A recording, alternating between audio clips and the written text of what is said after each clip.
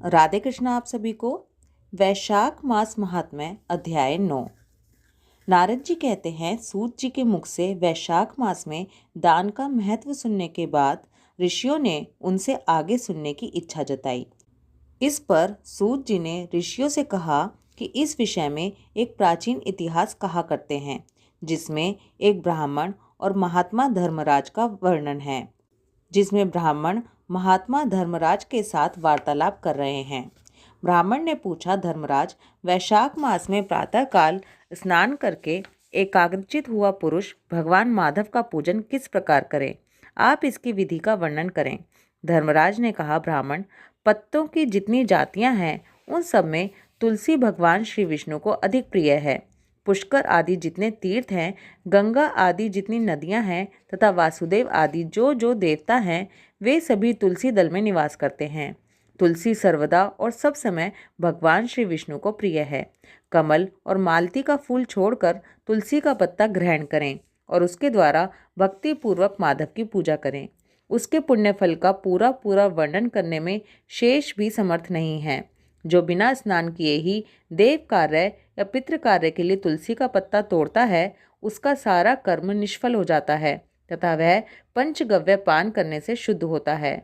जैसे हर्रे बहुत तेरे रोगों को तत्काल हर लेती है, उसी प्रकार तुलसी दरिद्रता और दुख भोग आदि से संबंध रखने वाले अधिक से अधिक पापों को भी शीघ्र ही दूर कर देती है। तुलसी काले रंग के पत्तों वाली हो या हरे रंग की, उसके द्वारा श्री मधुसूदन की पूजन करने से प्रत्येक मनुष्य, विशेषतः भगवान का भक्त, नर से नारायण हो जाता है। जो पूरे वैशाख भर तीनों संध्याओं के समय तुलसी दल से मधुहंता श्रीहरि का पूजन करता है, उसका पुनः इस संसार में जन्म नहीं होता। फूल और पत्तों के न मिलने पर अन्न आदि के द्वारा, धान, गेहूँ, चावल या जौ के द्वारा भी सदा श्रीहरि का पूजन करें। इसके बाद सर्वदेव में भगवान विष्णु की प्रदक्षिणा करें। इसके बाद देवताओं, मनुष्य, पितरों तथा चराचर जगत का तर्पण करना चाहिए। पीपल को जल देने से दरिद्रता, काल करणी, दुस्वप्न, दुश्चिंता तथा संपूर्ण दुख नष्ट हो जाते हैं। जो बुद्धिमान पीपल के पेड़ की पूजा करता है, उसने अपने पितरों को तृप्त कर दिया, भगवान विष्णु की आराधना कर ली तथा संपूर्ण ग्रहों का भी पूजन कर लिया। अष्टांग योग का साधन स्नान करके पीपल के वृक्ष का सिंचन तथा श्री गोविंद का पूजन करने से मनुष्य कभी दुर्गति को प्राप्त नहीं होता। जो सब कुछ करने में असमर्थ हो, वह स्त्री या पुरुष, यदि नियमों से युक्त होकर वैशाख की त्रयोदशी, चतुर्दशी और पूर्णिमा तीनों दिन भक्ति से विधि पूर्वक प्रातः स्नान करे, तो सब पातकों से मुक्त होकर अक्षय स्वर्ग का उपभोग करता है।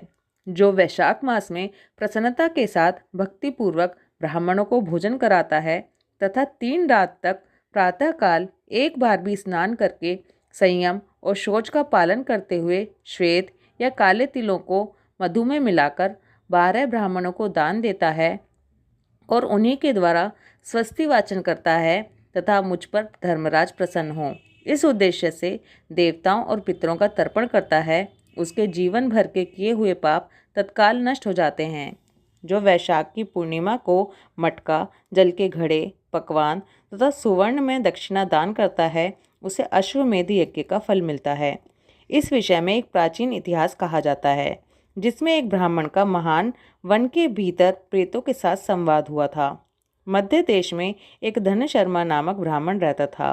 उसमें पाप का लेश मात्र भी नहीं था। एक दिन वह कुश आदि के लिए वन में गया। वहाँ उसने एक अद्भुत बात देखी। उसे 3 महाप्रेत दिखाई दिए, जो बड़े ही दुष्ट और भयंकर थे।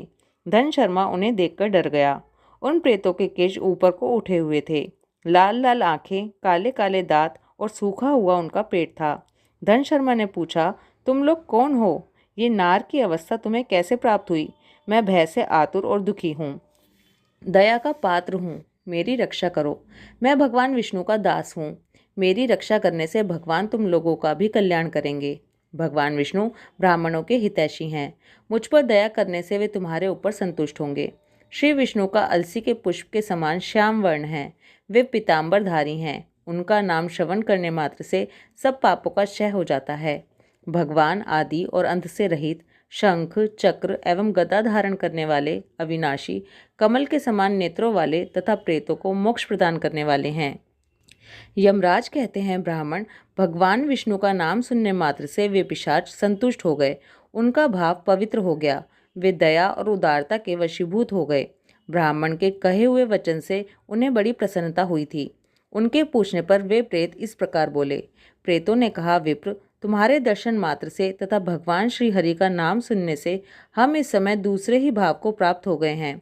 हमारा भाव बदल गया, हम दयालु हो गए। वैष्णव पुरुष का समागम निश्चय ही पापों को दूर भगाता, कल्याण से संयोग कराता तथा शीघ्र ही यश का विस्तार करता है। अब हम लोगों का परिचय सुनो।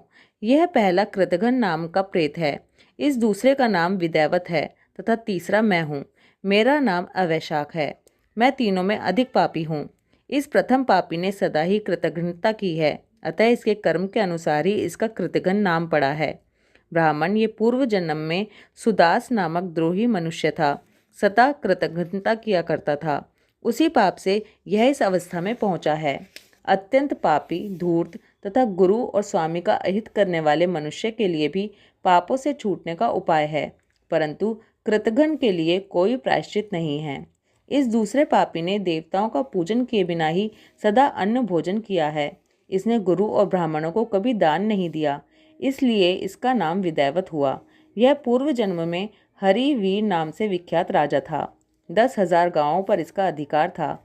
यह रोष, अहंकार तथा नास्तिकता के कारण गुरुजनों की आज्ञा का उल्लंघन करने में तत्पर रहता था। प्रतिदिन 5 महायज्ञों का अनुष्ठान किए बिना ही खाता और ब्राह्मणों की निंदा किया करता था। उसी पाप कर्म के कारण ये बड़े बड़े नरकों का कष्ट भोगकर इस समय विदैवत नामक प्रेत हुआ है। अवैशाख नामक तीसरा प्रेत मैं हूँ। मैं पूर्व जन्म में ब्राह्मण था। मध्य देश में मेरा जन्म हुआ था। मेरा नाम भी गौतम था और गोत्र भी। मैं वासपुर गांव में निवास करता था। मैंने वैशाख मास में भगवान माधव की प्रसन्नता के उद्देश्य से कभी स्नान नहीं किया, दान और हवन भी नहीं किया। विशेषतः वैशाख मास से संबंध रखने वाला कोई कर्म नहीं किया। वैशाख में भगवान मधुसूदन का पूजन नहीं किया तथा विद्वान पुरुषों को दान आदि से संतुष्ट नहीं किया। वैशाख मास की एक भी पूर्णिमा को, जो पूर्ण फल प्रदान करने वाली है, मैंने स्नान, दान, शुभ कर्म, पूजा तथा पुण्य के द्वारा उसके व्रत का पालन नहीं किया। इससे मेरा सारा वैदिक कर्म निष्फल हो गया। मैं अवैशाख नामक प्रेत होकर सब ओर विचरता हूँ। हम तीनों के प्रेत योनि में पड़ने का जो कारण है, वह सब मैंने तुम्हें बता दिया। अब तुम हम लोगों का पाप से उद्धार करो, क्योंकि तुम विप्र हो। ब्राह्मण, पुण्य आत्मा साधु पुरुष तीर्थों से भी बढ़कर हैं। वे शरण में आए हुए महान पापियों को भी नरक से तार देते हैं। जो मनुष्य सदा गंगा आदि संपूर्ण तीर्थों में स्नान करता है तथा जो केवल साधु पुरुषों का संग करता है, उनमें साधु संग करने वाला पुरुष ही श्रेष्ठ है। इसलिए तुम मेरा उद्धार करो। या मेरा एक पुत्र है जो धन्य शर्मा नाम से विख्यात है, तुम उसी के पास जाकर ये सब बातें समझाओ। हमारे लिए इतना परिश्रम करो। जो दूसरों का कार्य उपस्थित होने पर उसके लिए उद्योग करता है, उसे उसका पूरा फल मिलता है। वह यज्ञ, दान और शुभ कर्मों से भी अधिक फल का भागी होता है। वैशाख मास महात्म्य अध्याय 9 समाप्त। ओम नमो भगवते वासुदेवाय। राधे कृष्णा।